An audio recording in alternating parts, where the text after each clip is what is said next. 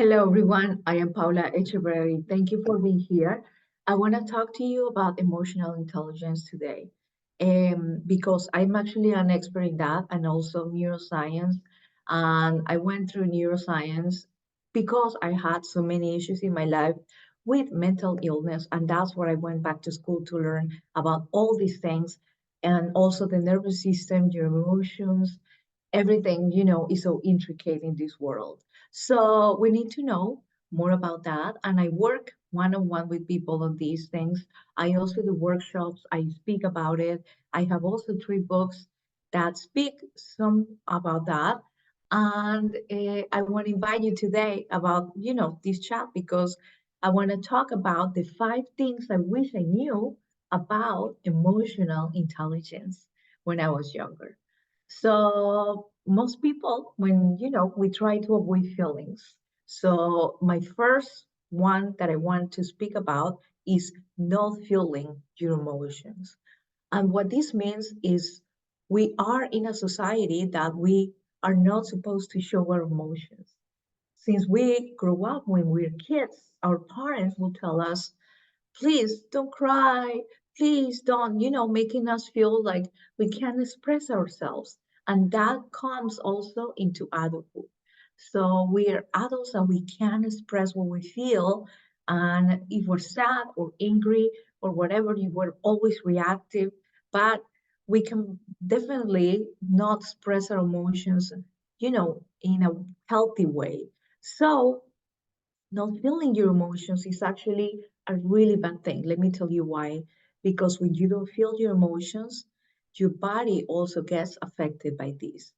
All the emotions that we don't process in that moment, when we feel them, when we get them in our brain, in our body, then they're going to affect us somehow in the future. So that's been totally proven. There's so many studies about this because, our mind is powerful. So please, whenever you feel that you're feeling angry or you're feeling, frustrated or overwhelmed, try to process that emotion in a healthy way. I teach people like that with different techniques like somatic movement, different tools that I use with others. So what I want to say is this: when you feel any really heavy emotion in your body, try to use your logic. That'll be my tip right now. Your logic is huge. So when you feel somebody told you something and you feel right about it, why did this person say that to me? Where is this coming from? Is this for real? Is that true or not? Because most, like 99% of the time, the things that people tell us that we feel triggered about, they're not real. So think about that. My second one will be actually using your emotions for healing. So I wish I knew this because, like I just said, I didn't know that my emotions actually processing those emotions that I had from when I was a kid and when I was, younger will heal my body and will heal my mind and will make me a better person. So people who did not process those emotions, it will not only affect them physically, but also mentally in their lives. So whenever you're having a job, whenever you're having, with your family or other people, it will affect you. So I didn't know that processing those emotions, it was so important for healing and for my life. And I did it. I did it in many ways. Of course, I resorted to professionals in the industry.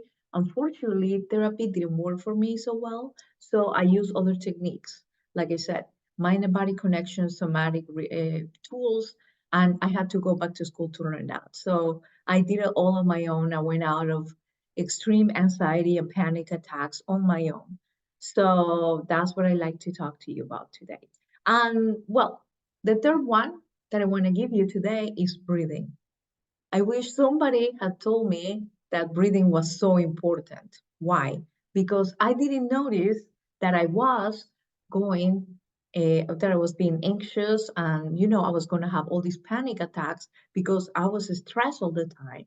I had physical issues that actually you can read in my in my article right now, but I had physical issues that limit my hearing. I lost my hearing pretty much when I was younger. And that actually led me into a path of mental illness. So when I had this, I didn't know that actually breathing was one of the best tools that we can use for healing and also for calming our nervous system, to give us support our nervous system, which is so important. Also, breathing techniques are great for giving like a massage to our brain, where our brain gets really calm and relaxed, when we do the right breathing. So short breathers, no good. You really need to emphasize your breathing. Be aware of your breathing. Inhale deep and exhale through your mouth the longest you can.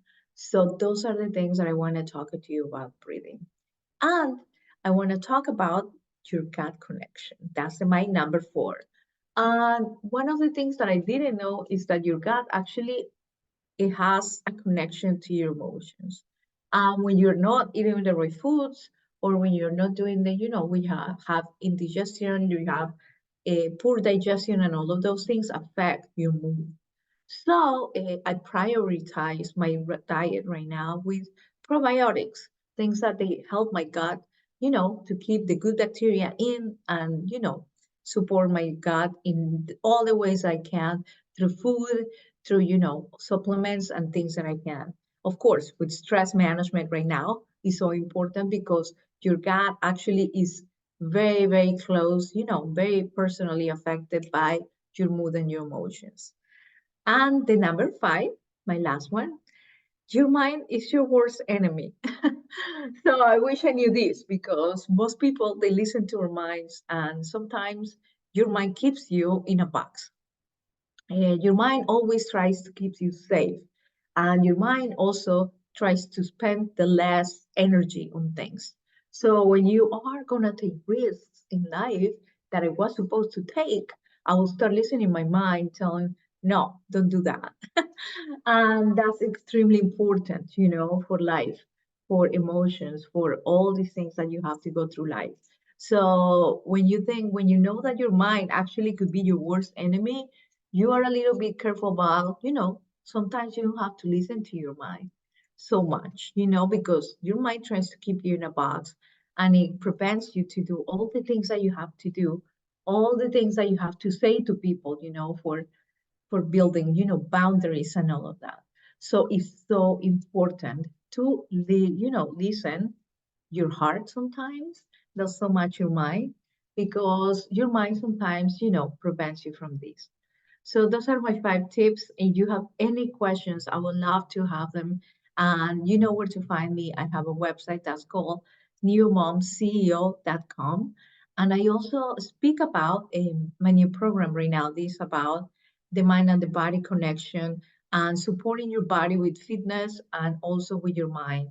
It's so important to grow that mind and body connection. And I speak about that so much because I went through all these things myself. And this new program that I said is called Level Up from synapsefitness.com. That's my new startup. And I want you guys to check it out too. So let me know. Okay. Thanks so much. Bye bye.